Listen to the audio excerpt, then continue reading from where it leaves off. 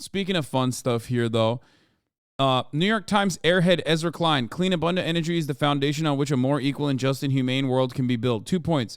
Wind power made the transatlantic slave trade possible. 2. Modern clean energy has been a disaster. My man said wind power made slavery happen. Because, you know, the boats, guys. For those of you who don't have this kind of brain rot, okay, he's talking about how boats used winds in their sails to conduct the transatlantic slave trade.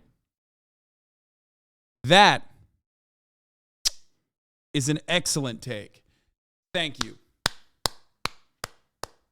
Brilliant. I mean, fucking brilliant, dude. That is so good. It's so good. Let him cook, we said. And we did. And now we have this. Wind power did the slave trade as a god tier take, an epic post, a first year election to the Posting Hall of Fame. Yeah, I mean, this is literally, dude, I love unique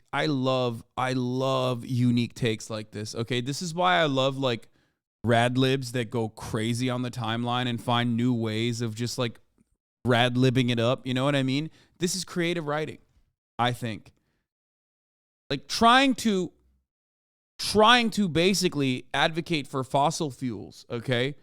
Which has created so much death and devastation on this fucking planet, both from a anthropogenic climate change perspective, but also like directly extracting said natural resources requires the American empire and numerous other imperialist activities to destroy the global south, right?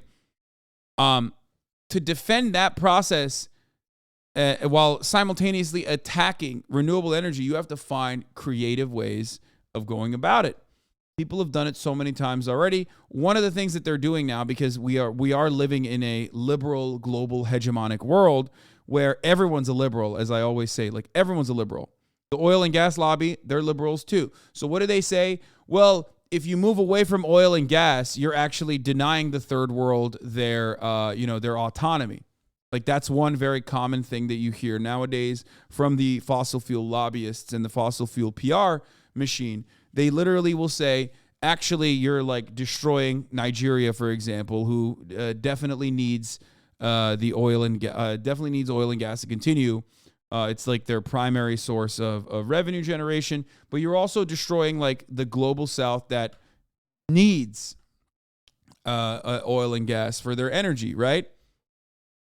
And of course, this never looks at like who owns the wells or what kind of like political involvement that the Western, oftentimes state-sponsored corporations have engaged in said countries.